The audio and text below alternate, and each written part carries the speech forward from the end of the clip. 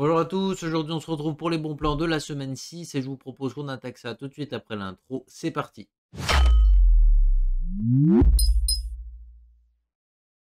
Aujourd'hui, les bons plans de la semaine 6, comme d'habitude, tous les liens de tous les produits qu'on va voir dans cette vidéo sont dans la description. Il vous suffira de descendre et sont rangés par catégorie et par prix croissant au sein de leur catégorie pour que ce soit plus facile pour vous de vous y retrouver.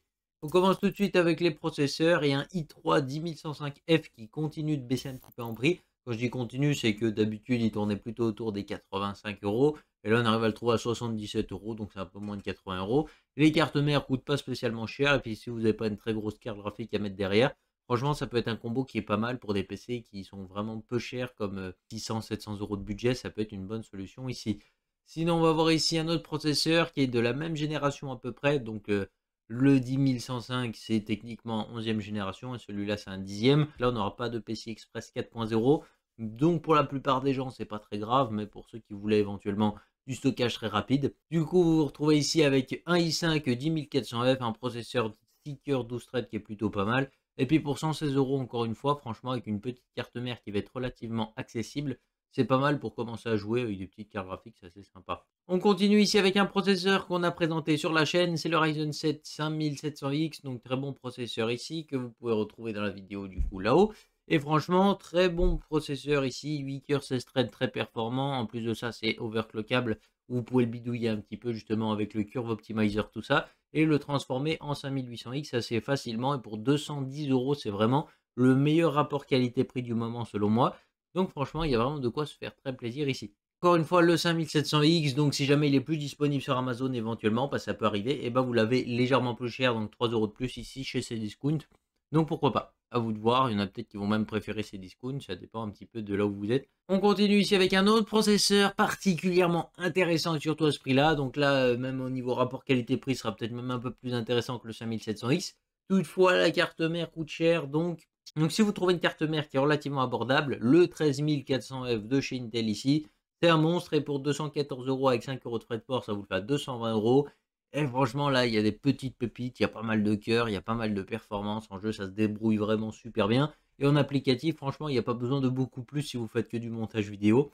Donc franchement, ça peut être vraiment une bonne solution et très polyvalente en plus de ça. Si jamais vous voulez un truc encore plus gros, vous avez le 13600K qui fait une petite baisse de prix ici à 355 euros, livraison gratuite. Donc c'est cool. Franchement, là, encore une fois, très gros processeur avec un petit peu plus de cœur que le 13400. Donc si vous faites un peu plus d'applicatifs et que vous voulez goûter aux joies de l'overclocking avec ce processeur, c'est possible. Et pour 355 euros, c'est relativement respectable. On va attaquer ici les refroidissements de processeurs avec ici le Thermalright Assassin King 120 SE. Donc très bon ventirad ici qu'on a l'habitude de voir. 27 euros comme d'hab, c'est le meilleur ventirad que vous pouvez trouver.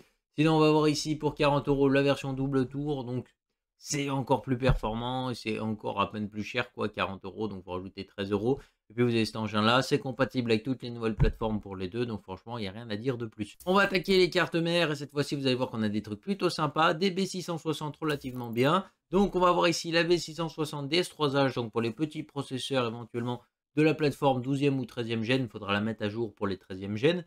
C'est pas mal, 105 euros ici pour cette carte mère qui va faire tourner les petits processeurs assez facilement. Et bah c'est pas mal, franchement ça va vous permettre de monter une configuration avec déjà un assez gros processeur sans pour autant trop vous ruiner. Et en plus de ça, elle est plutôt bien équipée déjà. Donc voilà, vous avez déjà 4 slots de RAM, des VRM pas fou, hein, on va pas tenter de l'overclocking dessus, de toute façon elle n'est pas overclockable donc vous risquez pas grand chose. Mais voilà, c'est plutôt respectable déjà pour ce prix-là en tout cas. Vous avez déjà une carte mère qui est quand même plutôt sympa. Et puis pour ceux qui ont un peu plus de budget, on a ici une autre baisse de prix sur la B660 Gaming X qu'on retrouvait à 160-170 euros ces temps-ci. Et là, petite baisse de prix autour de 150 euros, ça fait plaisir. Bon, on se rappelle qu'il n'y a pas si longtemps, elle était à 120 euros. Quand je dis pas si longtemps, c'est il y a 2-3 mois en arrière, elle a été descendue à 120 euros. Donc on retrouve ici une carte graphique qui est plutôt sympathique. En XFX, c'est la RX 6700 qui est une excellente carte graphique pour jouer en 1080p Ultra ou alors commencer le 1440p dans de très bonnes conditions. Bon, je dis commencer, mais en vrai, vous jouez déjà très bien en 1440p avec cette carte. Et pour moins de 400 euros en plus, donc c'est cool. Et puis si jamais vous avez un peu plus de budget, que vous voulez avoir un peu plus de trucs, vous avez ici la RX 6700 XT en version 12 Go. Là, vous profitez de 15% de performance en plus, qui selon moi sont pas négligeables en 1440p. Donc si jamais vous avez le budget et que vous voulez aller jouer en 1440p dans d'un peu meilleures conditions, Franchement, la RX 6700 XT s'en sort un petit peu mieux et ça se voit tout de suite. Enfin, vous sentirez quand même la différence entre les deux. Après, on va retrouver ici une autre carte graphique qui est particulièrement bonne, mais cette fois-ci pour jouer en 4K par exemple. On va retrouver ici la Founders Edition de la RX 6900 XT pour un peu plus de 900 €, donc on va dire que le prix est plutôt correct. Donc là, au niveau performance, c'est plutôt pas mal. En plus de ça, si vous aimez un peu l'overclocking, normalement, vous pouvez un peu bidouiller la carte. Le problème, c'est que la Founders Edition n'a pas un refroidissement exceptionnel de ce que j'ai vu. Donc ça touchera vite ses limites. Mais proportionnellement au prix, on va dire que vous avez déjà de quoi vous faire plutôt plaisir. On retrouve ici le SN 570 en version 500 Go pour à peine 40 €. Là, il n'y a rien à dire parce que vraiment, c'est du tout bon. Il n'y a que l'endurance qui peut être éventuellement un défaut. Mais franchement, le SSD s'en sort bien. Dans tous les types d'écriture et de lecture, franchement, il est plutôt polyvalent. On va dire qu'il n'a pas vraiment de gros défauts. Il respecte plutôt bien les débits qui ont été annoncés. Le défaut que je vois ici, bah, du coup, c'est l'endurance qui est de 600 fois sa capacité. Donc c'est un petit peu dommage, quoi. C'est pas énorme. Après, c'est ce que annonce Western Digital. Peut-être qu'il vous tiendra plus. Et puis bon, si vous écrivez pas tant que ça, ou que vous faites par exemple que du gaming, une fois qu'il est rempli, le SSD, il va plus bouffer si vite que ça. Après, on retrouve ici le Kingston A400 qui est un SSD moyen. On va pas se le cacher, c'est pas le top du top, hein. Je l'ai eu, enfin, je l'ai encore même. Il a des petits moments d'absence, ce SSD. Donc, si c'est juste pour mettre des jeux éventuellement, pourquoi pas. Pour 60 € ici, vous avez 1 Tera de SSD avec des débits plutôt corrects. Donc, ça peut être pas mal pour un PC gamer en SSD secondaire éventuellement. Après, si vous voulez du gros stockage en SSD, on retrouve ici du 2 Tera de chez Lexar avec le NM610, donc c'est de l'entrée de gamme. 110 € ici pour 2 Tera, ça reste plutôt correct, enfin 115 techniquement avec les frais de port. Et si jamais vous voulez vraiment du stockage énorme en SSD, on retrouve ici le Samsung QVO en version 870 et surtout en 8 Tera pour un peu moins de 500 €.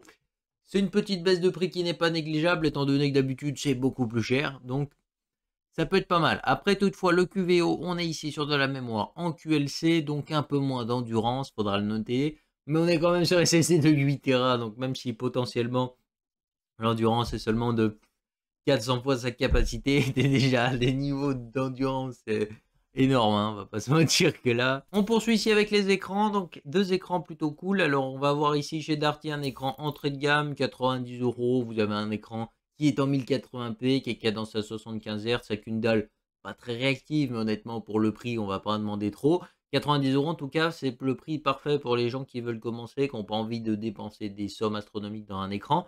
Après, cette marque, je la connais pas du tout, donc je sais pas vraiment ce que ça va donner au niveau du vieillissement. Et si tu attends un peu les soldes, je pense que tu auras des trucs un peu plus intéressants, ou du moins avec une meilleure marque. On va retrouver ici un écran de chez Dell également qui est plutôt pas mal. Alors là, c'est un écran un peu plus haut de gamme comme vous pouvez voir, et puis il fait plutôt une bonne baisse de prix. Donc on retrouve ici un écran un peu plus haut de gamme, comme je vous l'ai dit, et là on se retrouve quand même avec un truc plutôt sympa, parce que par exemple, on va retrouver un écran 1440p qui va être capable d'être cadencé jusqu'à 165 Hz si vous vous connectez en DisplayPort et jusqu'à 144 Hz si vous êtes en HDMI. Donc basiquement, connectez-vous en DisplayPort, vous serez un petit peu plus réactif, c'est toujours ça de prix. Sinon, on va voir ici du AMD FreeSync, donc ça peut être parfait par exemple pour la RX 6700 XT qu'on a vu tout à l'heure. Donc franchement, ça peut être pas mal. Et puis si jamais vous voulez vraiment des autos de FPS sur des jeux contemplatifs, ce qui est basiquement presque inutile, vous pouvez prendre la 7900 XT qu'on a vu tout à l'heure et puis jouer avec cet écran. Donc ça va être plutôt bien compatible. Après, au niveau justement du type de dalle, on est ici sur du nano IPS, donc c'est un petit peu mieux que du IPS, mais c'est pas forcément incroyable. Le IPS, en tout cas, ça a un petit défaut, c'est le contraste. Et voilà, donc si jamais vous voulez triturer un peu votre écran, vous savez que par exemple, vous pouvez augmenter un peu le contraste de la dalle, même si toutefois, ce sera toujours un petit peu moins bon que du VA, mais les couleurs sont très bien. En plus de ça, vous avez une luminosité qui est pas dégueu parce que, voilà, 400. 400, c'est plutôt correct, ça vous permettra d'être dans la norme HDR 400 à peu près, s'il est compatible avec. Donc, on va dire que c'est plutôt pas mal, quoi. C'est pas le top du top, mais ça reste déjà un écran plutôt correct. Pour un peu plus de 330 €, franchement, c'est plutôt un bon écran. On poursuit ici avec un PC portable. Alors, encore une fois, ça va pas être le coup à faire absolument. Mais si tu cherches un PC portable qui est capable de jouer dans de très bonnes conditions, avec plutôt un bon écran et un processeur qui fait plutôt bien le boulot, et bien ici, tu auras un PC portable qui est quand même plutôt correct. On retrouve ici un Acer, justement, Nitro 5 avec ici un écran de 15,6 pouces, une dalle IPS cadence à 144 Hz, donc franchement l'écran plutôt sympa. Au niveau du processeur, on retrouve ici un i5 11400H, donc plutôt correct. C'est du Seeker 12 threads, donc ça va permettre de faire un peu de montage vidéo éventuellement. Il y a déjà 16 Go de RAM intégré, une RTX 3060 avec le maximum en consommation, il me semble, et à genre 120 watts, et je crois que c'est le max. Donc au niveau des perfs, tu vas être plutôt bien. Et puis après, tu as Windows 11 d'intégré, puis 512 Go de SSD. Donc franchement, ici, c'est pas le meilleur PC, encore une fois, qu'on a déjà vu, parce que ce genre de PC, ça tournait un moment autour de 900 € il n'y a pas si longtemps. Je crois que c'était au mois de novembre ou octobre, peut-être. Mais ouais, il y a un moment où ce genre de PC, ça tournait en dessous des 1 000 €, enfin même très largement en dessous des 1000. Et là, finalement, on se retrouve à peine à 1000 balles. Donc, c'est un peu moins intéressant que ce qu'on avait à une époque. Mais en tout cas, actuellement, c'est le plus intéressant que tu pourras trouver certainement. Donc, si jamais il te le faut absolument maintenant, et bah, ça peut être le bon moment d'en prendre un. On va attaquer les périphes. Ici, c'est de l'audio avec ici le casque de chez Sennheiser. C'est le Hippos qui est plutôt sympathique pour les consoles, par exemple. 40 € ici, alors que d'habitude, il tourne un petit peu plus cher. Donc, c'est plutôt une belle baisse de prix. Moi, le style, j'aime pas trop. Par contre, il a l'air d'être super encombrant. Certes, il a l'air confortable, mais il a l'air vraiment encombrant. Donc, je sais pas trop. S'il y a des gens qui l'ont testé, n'hésitez pas à faire un retour dans les commentaires. Sinon, on va revoir ici les divers avec du périphérique de stockage, par exemple. On va attaquer ici directement avec une clé USB de chez SanDisk, la version Ultra 128 Go. Donc, c'est plutôt une bonne clé USB en 3.0 avec des débits qui ont l'air plutôt corrects. Et 13 € pour 128 Go, en tout cas, vous vous ruinez pas. Ici, pour les gens qui cherchent du gros stockage en carte SD, que ce soit pour filmer en 4K avec la GoPro, le drone, etc. Là, tu auras vraiment 512 Go, donc tu es plutôt bien. En plus de ça, pour 42 €, tu as vraiment de quoi filmer assez longtemps. Et là, je pense que même que ta GoPro, par exemple, elle aura plus de batterie avant même d'avoir fini la carte SD, donc ça peut être plutôt sympa. Et puis pour finir, on va voir ici du périph réseau avec un TP-Link, c'est un commutateur. Donc comme vous pouvez voir, vous avez pas mal de RG à l'arrière, donc c'est plutôt pas mal. Donc permettra de faire pas mal de choses. Toutefois, la consommation, elle est un petit peu élevée. Alors je me rends pas trop compte de la consommation par rapport aux concurrents, mais j'ai l'impression que c'est un petit peu élevé. Mais ça a l'air plutôt pas mal, en tout cas petite baisse de prix toujours bonne à prendre ici sur ce commutateur de chez TP-Link. Donc pourquoi pas, c'est plutôt sympa. Sur ce, j'espère que la vidéo vous aura plu, si c'est le cas n'hésitez pas à mettre le petit pouce RGB, à vous abonner si ce n'est pas encore fait, puis on se retrouve très bientôt pour une prochaine vidéo. Bye les gens.